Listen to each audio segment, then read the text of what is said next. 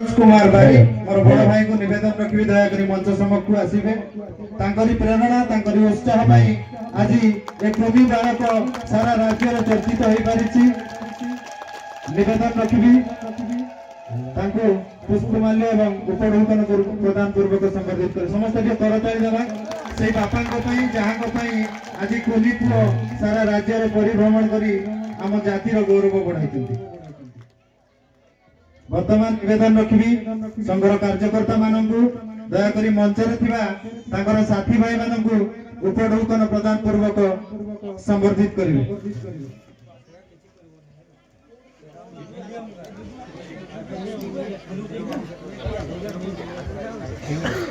बहुत बढ़िया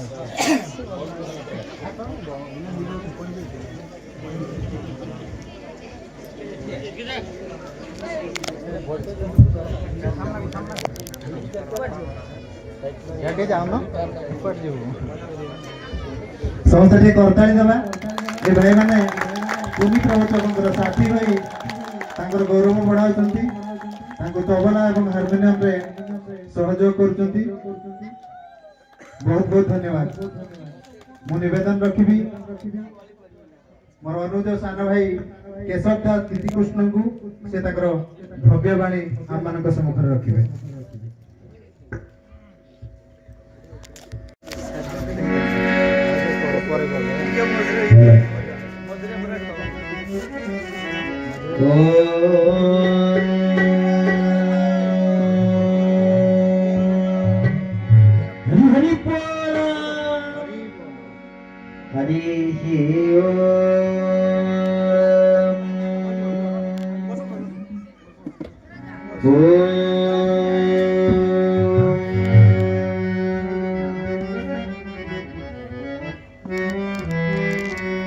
यत्री स्वयं सुकृतिनां भवनेश लक्ष्मीः पापात्मनां कृतधियां हृदये सुबुद्धि श्रद्धां सतां कुलजन प्रभवस्य लज्जा त्वं पान्नतमस्म परिपालय देवि विश्वम्। हे कृष्ण करुणा सिन्धु दीनबन्धु जगत्पते गोपेश गोपिका कान्त राधाकान्त नमोस्तुते। तप्त काञ्चन गौराङ्गे श्रीराधे वृन्दावनेश्वरी वृषभानुसुते देवी तं नमामि कृष्णप्रिये तं नमामि कृष्णप्रिये। वाञ्छा कल्पतरुर्भ्यश्च कृपा सिन्धुभ्यैव च पतितानां पावनेभ्यो वैष्णवेभ्यो नमो नमः। भज मन गोविंद गोपाल भज मन गोविंद गोपाल भज मन गोविंद गोपाल भज मन गोविंद गोपाल भज मन गोविंद गोपाल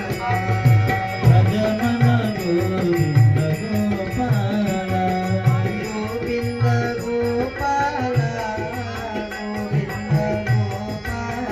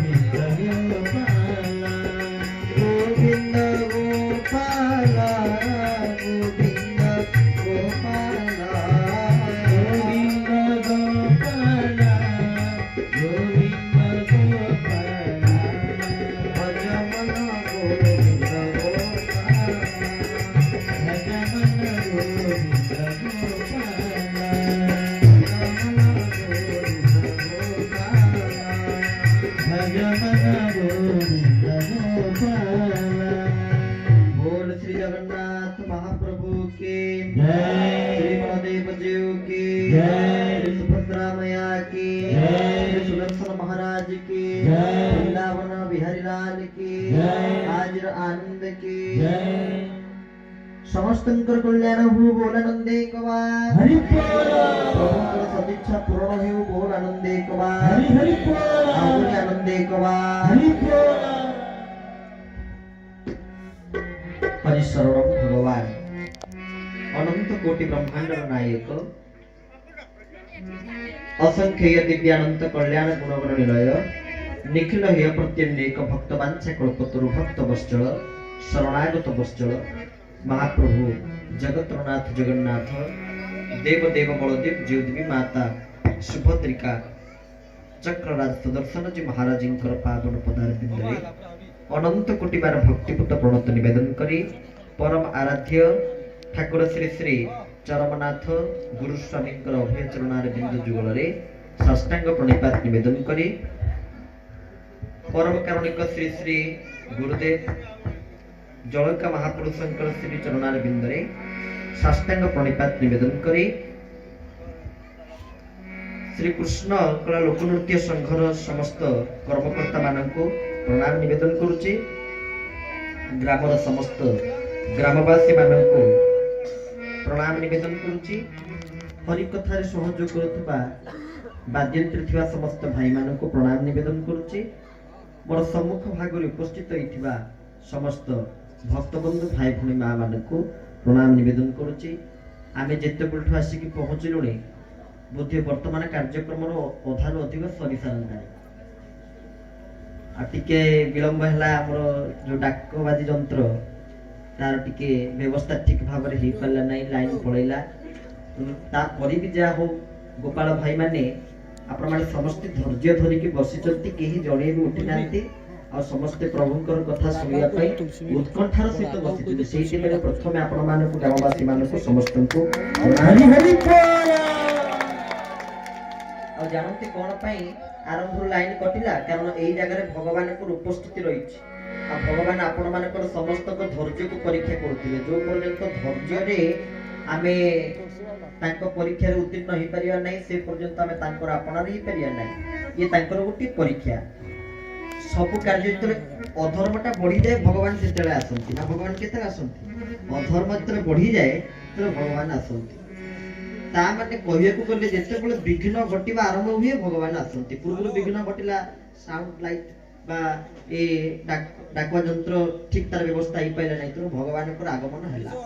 बोले आपण माने जानत भगवान जुगे जुगे आसंती अधर्म को दूषित करबा निमंते तुनाथ परम दयालु दुष्ट निबारी संथपाल तो भगवान को एते निमंते अवतार रहिछि आ जो गोपाल भाई माने समस्ते कृष्ण को सेवा रे बा हम भाई मानक समस्त को एकजुट करिवार लागि जंती समस्त को बहुत बहुत बधाई सहित प्रणाम निवेदन करूछि कारण ए जातिर बहुत महनीयता रहिछि गत वर्ष मध्ये जोटी तार वार्षिकोत्सव हेतिला ଆମେ जाइतिलु दुई तीन पद ए जातिर महत्व ऊपर कहितिलु गोपाल जाति घरे नरुहंती गौडे बड़ अधम जाति घेनी बच्चा बुंद बालके बन्य बुलंती नीति गौड़ जातिर महात्म्य कहउचंती जे घरे नरुहंती गौडे बड़ अधम जाति गोपाल भाई माने बसचंती आ जो कथा पूर्व निर्मल भाई मंच संचालना करूथिले आमे भी जातिर पिला यदि आमे समस्त गौड़ तले घरे नरुहंती गौडे बड़ अधम जाति गौड़ को अधम जाति बोली कहै जायछि कोन पई अधम जाति बोली कहै जायछि अधमर प्रकृत अर्थ कोन घरे नरुहंती गौडे गौड़ केते बेले घरे नथांती आपण देखंतु बाबाजी एवं गौड़ वर्ष बाबाजी सन्यासी विषय घरे रहिबेनी चलता है साधु बहता है पानी जमिति पानी बहिबो साधु काम से चलीबे से केबे गोटी जाय स्थिर होई के रहिबे नाही सेमिति गोपाल माने को एति पई अधम जाति कहिचंती अधम अधम माने कोन संस्कृत रे जदि आपण विचार करिवे अधम शब्दर अर्थ कोन ताले नधम इति अधम नधम इति अधम नधम माने कोन धम कहले आपण कथा रे कोन दिने कोन करिवा आदि भारी अलसवा लागुची काई आदि कामटा भारी धिमेई धिमेई जाउची माने जोटा बुतु आलस्य रे जो कामटा चले हम तो कोन कोइ हम गावली भाषा रे धिमेई धिमेई गला सेमिति न धम माने धम कहले अलसवा नधम कहले जे अलसवा नुहे से हेले गौड़ जाति से हेले गोपाल जाति जे कि सर्वदा कर्म तत्पर से होचंती गोपाल जाति बा गौड़ जाति जो जाति रे आमे माने समस्त जन्म नेचे आम मानकर जीवन सतको सत धन्य आ जानंतु कोटिलिंगेश्वर लिंगराज भुवनेश्वर एकाम्र क्षेत्र रे निवास करुचंती तांकर स्त्री किए जानते तांकर स्त्री किए गोपालनी तांकर स्त्री को नाम होचंती गोपालनी द्वितीय महन्यता तृतीय गोपाल जातिर महन्यता आपण केते विचार करंतु आम नाम रूपक मंत्र रे जगन्नाथ पाखरे पूजा लागे आम ना बा आम जातिर ना रूपक मंत्र जेतेबेले महाप्रभु पाखरे प्रयोग होबो जगन्नाथ पाखरे भोग लागिवो कोन बड़ ठाकुर बलभद्र पाखरे ओम नमो भगवते वासुदेवाय दशाक्षरी मंत्र मां सुभद्रा पाखरे को मंत्र एकाक्षरी मंत्र और जगन्नाथ पाखरे को मंत्र आम जातिर ना कोन गोपाल और जगन्नाथ पाखरे को मंत्र लागि भोग हुए गोपाल मंत्र ये होची गोपाल जातिर हरि हरि बोल आ चतुर्थ रे गोपाल जातिर महन्यता जदि आमे कहिबु त निजे जगन्नाथ महाप्रभु होचंती गोपाल आपण कबि केमिति जगन्नाथ महाप्रभु गोपाल तर प्रमाण रहिछि कोन प्रमाण जानिछे भगवान कृष्ण का समस्त कोन कहि गिरिधारी गोपाल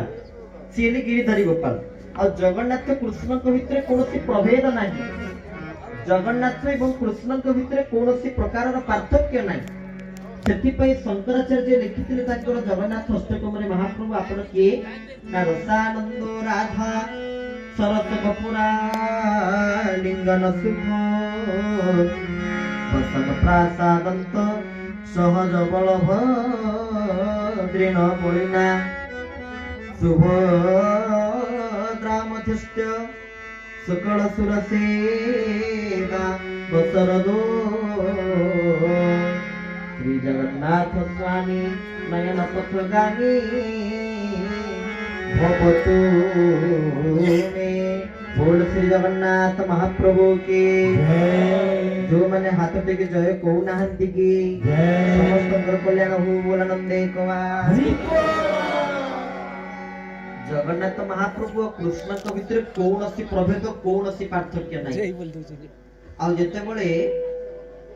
महाप्रभु जाहांती रथ यात्रा तांकर भुवन प्रसिद्ध विश्व प्रसिद्ध यात्रा टी कोन रथ यात्रा श्री गुंडीचा यात्रा को मासरे हुए आषाढ़ मास शुक्ल पक्ष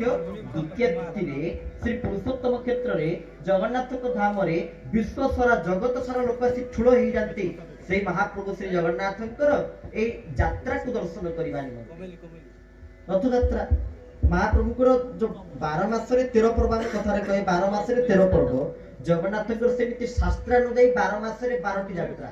ता भितर दुईटी यात्रा होती जगन्नाथकर स्वयं यात्रा बा स्वयं लीला कोन कोन कवि सम्राट उपेंद्र भंज लिखिथिले स्नान गुंडी चाय बिनी स्वयं लीलाचार पतित उद्धार अर्थे प्रसाद आहार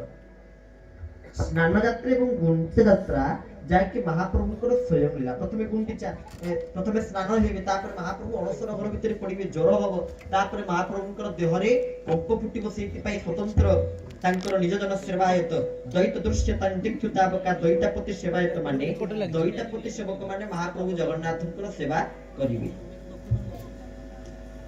जेतले महाप्रभु रथरे बाहरिबे कोठी की जिबे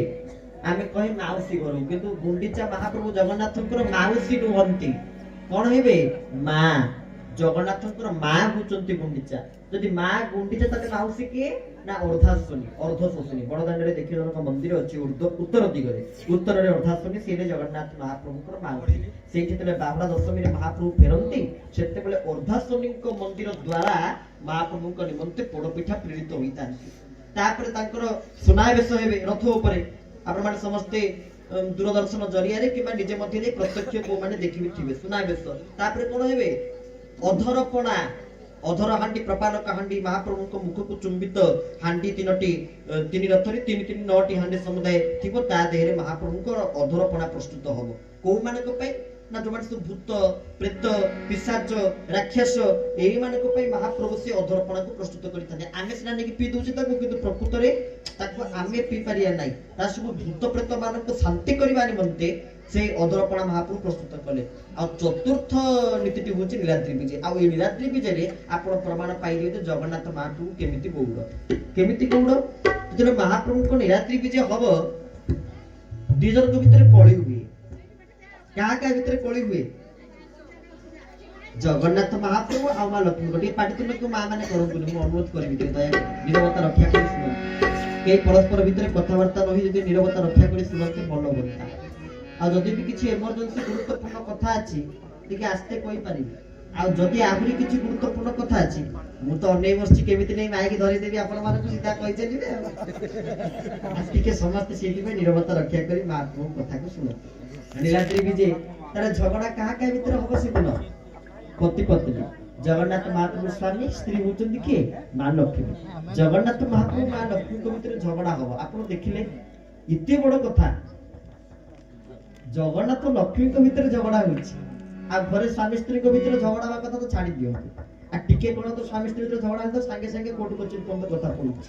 କିନ୍ତୁ ମହାପ୍ରଭୁ ଶ୍ରୀ ଜଗନ୍ନାଥ ଓ ଲକ୍ଷ୍ମୀଙ୍କର ଝଗଡାକୁ ଆପଣ ଶୁଣିବେ ଅମୃତ ଝଗଡା, ସିଏ ତାକୁ ଅମୃତ ଝଗଡା କହୁଛୁ ଆମେ। ମାନେ ସେ ଝଗଡାରେ କେତେ ଆତ୍ମୀୟତା ଅଛି ଆଉ କେତେ ଭଲ ପାଇବା ଅଛି। ଜଗନ୍ନାଥ ମହାପ୍ରଭୁ ଯାଇ ପହଞ୍ଚିବେ ତ ସିଂହଦ୍ୱାର ସମ୍ମୁଖରେ, ତା ପୂର୍ବରୁ ବଳଦେବ ଯାଇଥିବେ, ତା ପୂର୍ବରୁ ସୁଭଦ୍ରା ଯାଇଥିବେ, ତା ପୂର୍ବରୁ ସୁଦର୍ଶନ ଯାଇଥିବେ, ତା ପୂର୍ବରୁ ମଦନ ମୋହନ ଯାଇଥିବେ, ତା ପୂର୍ବରୁ ରାମକୃଷ୍ଣ ଯାଇଥିବେ। ସବୁ ଯେତେବେଳେ ପହଞ୍ଚିଯିବେ ଲକ୍ଷ୍ମୀ କିଛି ପ୍ରତିକ୍ରିୟା କରିବେ ନାହିଁ, କାରଣ ସେ ନୀଳାଦ୍ରି ବିଜେ ଦିନ ଜଗନ୍ନାଥ ଲକ୍ଷ୍ମୀଙ୍କର ଝଗଡା ହେଲା ପୂର୍ବରୁ ମା ଲକ୍ଷ୍ମୀ ଆସିକି ଚାହାଣୀ ମଣ୍ଡପରେ ଚାହିଁଥିବେ ଜଗନ୍ନାଥଙ୍କୁ, ଟିକେ ଚାହିଁଦେବେ ମହାପ୍ରଭୁ, କହିବେ ଆଚ୍ଛା ଏତେ ଦିନ ପରେ ଠାକୁର ଆସୁଛନ୍ତି ଟିକେ ଚାହିଁବେନି, ତାକୁ ଟିକେ ଜଗନ୍ନାଥଙ୍କୁ ଚାହିଁଦେବେ। ଚାହିଁଲା ଭିତରେ ଯେତେବେଳେ ମହାପ୍ରଭୁ ଭିତରକୁ ପ୍ରବେଶ କରିବେ ଲକ୍ଷ୍ମୀ କଣ କରିବେ? ସେପଟେ ଦ୍ୱାରଟା ବନ୍ଦ କରିଦେବେ। ଜଗନ୍ନାଥ ମହାପ୍ରଭୁ ବାହାରେ ଠିଆ ହେଇଥିବେ, ସେପଟେ ଲକ୍ଷ୍ମୀ ଠାକୁରାଣୀ ଭିତରୁ କବାଟ ବନ୍ଦ କରିଥିବେ। ସେତିକି ସମୟ ଯୋଉ ଝଗଡା ହବ ସେ ଝଗଡାଟା ହଉଛି ମୂଳ ପାଠ, ମୂଳ କଥା। ତାହେଲେ କଣ ଝଗଡା ହବ? ଆଉ ମା ଲକ୍ଷ୍ମୀ ସେଇ ଜାଗାରେ ଜଗନ୍ନାଥଙ୍କୁ କଣ କହି ପାଟି କରନ୍ତି, ଗାଳି ଦିଅନ୍ତି? ଗୋଟିଏ କଥା କୁହନ୍ତି ନା, ବାପ ତ ଗୌଡ଼ ନନ୍ଦ ମହାକୁଳ ଝିଅ ପରା ଯେ ମା ଦେଇ, ପିଲାଟି ଦିନରୁ ବହପି ଯାଇଛି କ୍ଷୀର ଦହି ସର ଖାଇ। ଏ ଗୋଟିଏ ପଦ ପ୍ରମାଣିତ କରୁଛନ୍ତି ଜଗନ୍ନାଥ ମହାପ୍ରଭୁ କେମିତି ଗୌଡ଼। ମା ଲକ୍ଷ୍ମୀ କଣ କହୁଥିଲେ ଜଗନ୍ନାଥକୁ? ଯେ ଠାକୁରେ ବାପ ତ ଗୌଡ଼ ନନ୍ଦ ମହାକୁଳ, ତ ବାପା କିଏ? ଗୌଡ଼। ସିଏ ତ ନିଜ ନନ୍ଦ ମହାକୁଳ, ସିଏ ତ ଗୌଡ଼, ତ ବାପା ଯଦି ଗୌଡ଼ ତାହେଲେ ତମେ କଣ ହଲ? ଯଦି ମା ଲକ୍ଷ୍ମୀ କହିଲେ ବାପ ତ ଗୌଡ଼ ନନ୍ଦ ମହାକୁଳ, କାହାକୁ କହୁଛନ୍ତି କଥା? ଜଗନ୍ନାଥଙ୍କୁ। ଯଦି ଜଗନ୍ନାଥଙ୍କୁ କହୁଛନ୍ତି ତମ ବାପା ଗୌଡ଼, ତାହେଲେ ଜଗନ୍ନାଥ କଣ? ଗୌଡ଼। ବାପା ଯଦି ଗୌଡ଼ ତାହେଲେ ପୁଅ ଗୌଡ଼ ନା ଗୌଡ଼ ନୁହେଁ? ନିଶ୍ଚିତ। ତାହେଲେ ମହାପ୍ରଭୁ ଗୌଡ଼ ନା ଗୌଡ଼ ନୁହନ୍ତି? ଜଗନ୍ନାଥ ମହାପ୍ରଭୁ ବି ଆମ ଜାତି। ତାହେଲେ ବିଚାର କରନ୍ତୁ, ଜଗନ୍ନାଥଙ୍କୁ ଆମେ ଗୋଟେ ଜାତି ଭିତରେ ସୀମିତ କରିଦେଇ ପାରିବା ନାହିଁ। ସିଏ ଗୌଡ଼, ସିଏ ବ୍ରାହ୍ମଣ, ଆମେ ଜାତି ଭିତରେ ସୀମିତ କରିଦେଇ ପାରିବା ନାହିଁ। ତାଙ୍କ ପାଖରେ ଆମେ କଣ ଜାତି ଭେଦ ଦେଖିବା କହିଲେ? ଜଗନ୍ନାଥ ମହାପ୍ରଭୁଙ୍କ ପାଖରେ ଆରେ ସିଏ ଯେତେବେଳେ ନୀଳମାଧବ ରୂପରେ ନୀଳଗିରି ପର୍ବତ ଭିତରେ ଥିଲେ, ବିଶ୍ୱାବସୁ ଶବର ଦ୍ୱାରା, ଯିଏକି ପୂଜା ଶିଖି ନାହାନ୍ତି, ଯିଏକି କେମିତି ନୈବେଦ୍ୟ ନିବେଦିତ କରାଯାଏ, କଣ ମୁଦ୍ରା, କଣ ମନ୍ତ୍ର କିଛି ଜାଣିନାହାନ୍ତି, କିନ୍ତୁ ଜଗନ୍ନାଥ ମହାପ୍ରଭୁ ତାଙ୍କଠୁ ପ୍ରସାଦ ଗ୍ରହଣ କରିଛନ୍ତି ନା କରିନାହାନ୍ତି? କରିଛନ୍ତି। କରମା ବାଇ ତା ଖେଚୁଡିକୁ ମହାପ୍ରଭୁ ପାଇଛନ୍ତି। ଧନୁ ସଂକ୍ରାନ୍ତିରୁ ମକର ସଂକ୍ରାନ୍ତି ଆସୁଛି, ମକର ସଂକ୍ରାନ୍ତି ଏ ଗୋଟିଏ ମାସ ଧରି ଜଗନ୍ନାଥଙ୍କ ପାଖରେ ପହିଲି ଭୋଗ ଲାଗିବ। କେମିତି ପହିଲି ଭୋଗ ଲାଗିବ? ରାତି 2ଟାରୁ ଆଉ ସେବାୟତ ମାନଙ୍କ ହାତରେ ନିଦ ନଥିବ। ଯୋଉମାନେ ଜଗନ୍ନାଥଙ୍କ ପାଇଁ ରୋଷେଇ କରିବେ, କିଏ ନା ସୁଆର ସେବାୟତ, ସେମାନଙ୍କ ଆଖିରେ ନିଦ ନଥିବ। 2ଟାରୁ ମହାପ୍ରଭୁଙ୍କର ପହିଲି ଭୋଗ ନୀତି ଆରମ୍ଭ ହେଇଯିବ। ଏ ପହିଲି ଭୋଗର ଗୋଟେ ନିୟମ ଅଛି, କଣ ନା କାଉ କା କହିଲା ପୂର୍ବରୁ ଯେମିତି ଜଗନ୍ନାଥ ମହାପ୍ରଭୁ ଖାଇସାରିବେ। ଇଏ ହଉଛି ପହିଲି ଭୋଗର ନିୟମ। ଯେତେବେଳେ ପହିଲି ଭୋଗ ମହାପ୍ରଭୁ ପାଖେ ନିବେଦିତ ହବ ଗୋଟିଏ ମାସ ଧରି, ଧନୁ ସଂକ୍ରାନ୍ତିରୁ ମକର ସଂକ୍ରାନ୍ତି ପର୍ଯ୍ୟନ୍ତ, ସେ କଣ ପାଇଁ ସେ ଖେଚୁଡିକୁ ଖାଉଛନ୍ତି, ପହିଲି ଭୋଗ ଖାଉଛନ୍ତି? ସେ ଗୋଟିଏ ଭକ୍ତର କଥା ମନେ ପକେଇ। କୋଉ ଭକ୍ତ ସିଏ? ଭକ୍ତ କରମା ବାଇ। ନା ଶୁଣିଥିବେ ଆପଣ ମାନେ, ଭକ୍ତ କରମା ବାଇ। ଯୋଉ କରମା ବାଇ ମହାପ୍ରଭୁଙ୍କୁ ରୋଷେଇ କରି ଦେଇଥିଲେ, ତାଙ୍କ ନାଁ ପ୍ରକୃତରେ ଥିଲା ବାଇ, କିନ୍ତୁ ତାଙ୍କୁ ଜଗନ୍ନାଥ ମହାପ୍ରଭୁ କହିଲେ ଯେ କରମା, କରମା, ସେଇଥିପାଇଁ ତାଙ୍କ ନାଁ ହେଇଗଲା କରମା ବାଇ। କରମା, କରମା କଣ ପାଇଁ କହିଲେ କରମା? ସିଏ ସେତେ କରମା ବାଇ ପରିଷ୍କାର ଶୁଦ୍ଧ ହେଇକିରି ରୋଷେଇ କରିନାହାନ୍ତି, ଏତେ ଶୁଦ୍ଧପୂତ ଭାବରେ ରୋଷେଇ ହେଇନାହିଁ। ନିଜେ ଯୋଉ ଦାନ୍ତ କାଠିରେ ଦାନ୍ତ କରୁଥିଲେ, ସେ ଦାନ୍ତ କାଠି ଛେଦିକି ଆଣିକି ତା ଦେହରେ ଘଷିକି ମହାପ୍ରଭୁଙ୍କ ପାଖରେ ତାକୁ ଲଗେଇ ଦେଇଛନ୍ତି। ଆଉ ଜଗନ୍ନାଥଙ୍କ ପାଖରେ ତା ପହଞ୍ଚି ଯାଇଛି। ଜଗନ୍ନାଥ ଦେଖିଲେ, ଆରେ ଏଠି ଆଉ ଜାତି ଭେଦ କିମ୍ବା ଏଠି ଯଦି ମୁଁ ଦେଖିଦେବି ପରିଷ୍କାର ଅପରିଷ୍କାର, ତାହେଲେ ମୋର ପତିତ ପାବନ ବାନା ଉଡିବା କଣ ସାର୍ଥକ ହେଇପାରିବ? ଜଗନ୍ନାଥ ମହାପ୍ରଭୁ ଅପେକ୍ଷା କରିନାହାନ୍ତି, କରମା ବାଇର ଖେଚୁଡିକୁ ଖାଇ ଦେଇଛନ୍ତି। ସେ ଖେଚୁଡିଟା ଏତେ ସ୍ୱାଦିଷ୍ଟ ହେଇଥିଲା ଆଉ ଏତେ ଭଲ ଲାଗିଲା ଯେ शेषरे महाप्रभु कौन कहले हे मां कोरमा माने आउ थरे से खेचुड़ी कोरमा मु आउ थरे खाइबी से दिन ता ना हिगला कोरमा ताले जगन्नाथ महाप्रभु के हम जाति भीतर सीमित करि परिबा नाही ये सिना हम गोटे पदरे कहि देलो बाप तो गौड़ नंदा महागुण किंतु प्रकृति वास्तव पक्षरे विचार करिया को गले जगन्नाथ को पाइया पे ही जाति रो किछि आवश्यकता नाही ए मनीष होची गोटे जाति आमे समस्त गोटे जाति किंतु निजे भगवान कृष्ण निजे आसी कोन करचंती गोपाल कुल रे बढ़िचंती गो सेवा करचंती ना करि नांती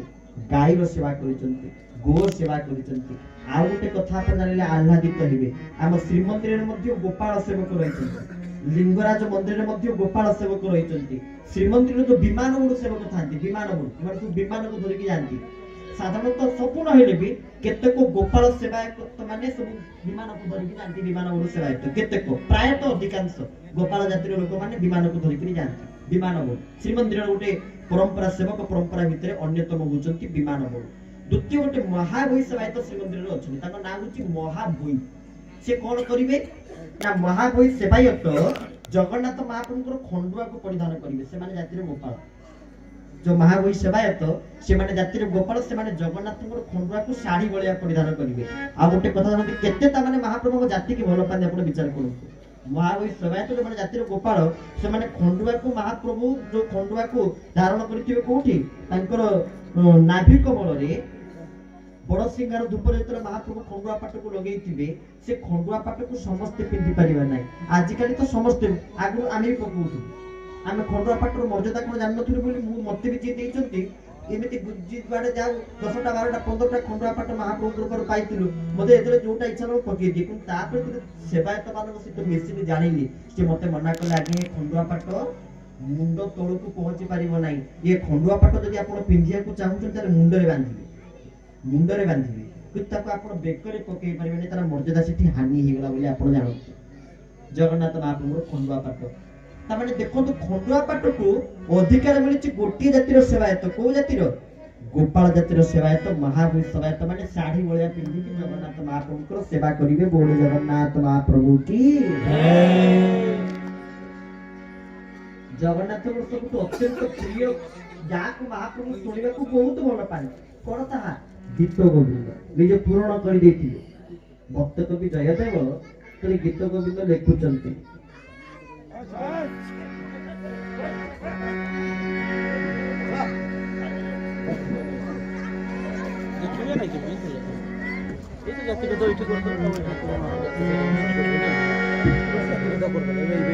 गीत गोविंद महाप्रभु श्री जगन्नाथंकर प्रिय जाको सुनिया पे महाप्रभु बहुत भल पाती ताकू लिखिछथि भक्त कवि जयदेव को रचित गीत गोविंद ता खंडुआ पाटरे लेखा जायछि से गीत गोविंदर आउ एक महात्मा में आपण माने को सुनछु आपण सुनନ୍ତୁ कोन जेतले भक्त कवि जयदेव गीत गोविंद को लेखुचंती स्मर गरल खंडन